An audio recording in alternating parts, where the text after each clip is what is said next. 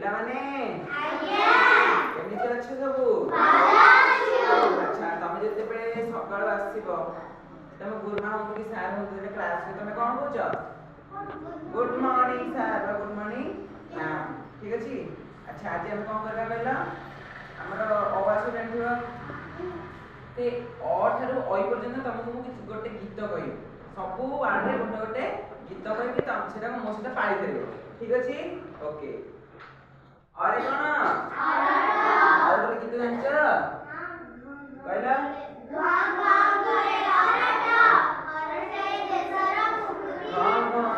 ଘୁରେ ଅରଟ ଏ ଦେଶ ମୁପତି ଆଟ। ଆରେ କ'ଣ?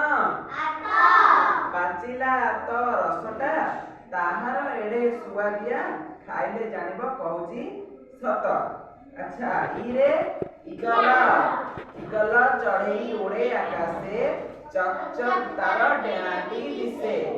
ଇରେ ଇସ ଲଙ୍ଗଳରେ ଥାଇ ଇସ ଲଙ୍ଗଳ କଣ୍ଟିରେ ହାତକୁ ପକାଇ ଚାଷୀ ଭାଇ ଦେଖ ମୋଡୁଛି ଇସ। ଆଚ୍ଛା ହର୍ଷରେ ଉଇ ଛୋଟ ଜୀବଟିଏ ଉଇ ବହିପତ୍ର ସବୁ ସାଇତି ରଖିବ ନହେଲେ ସେ ଯିବ ଖାଇ। ଉରେ ଉଣା ଦୁର୍ଘରେ ସବୁ ପଡ଼ିଲାଣି ଜଣା ମୋ ଦେଶ ବଳଠୁ ଅଧିକ ନୁହେଁ କାହାଠାରୁ ଉଣା। ରୁରେ ଋଷି ବାଲ୍ମୀକି ନାମେ ଋଷି ରାମାୟଣ ବହି ଲେଖି ଯାଇଛନ୍ତି ବନ ଆଶ୍ରମରେ ବସି।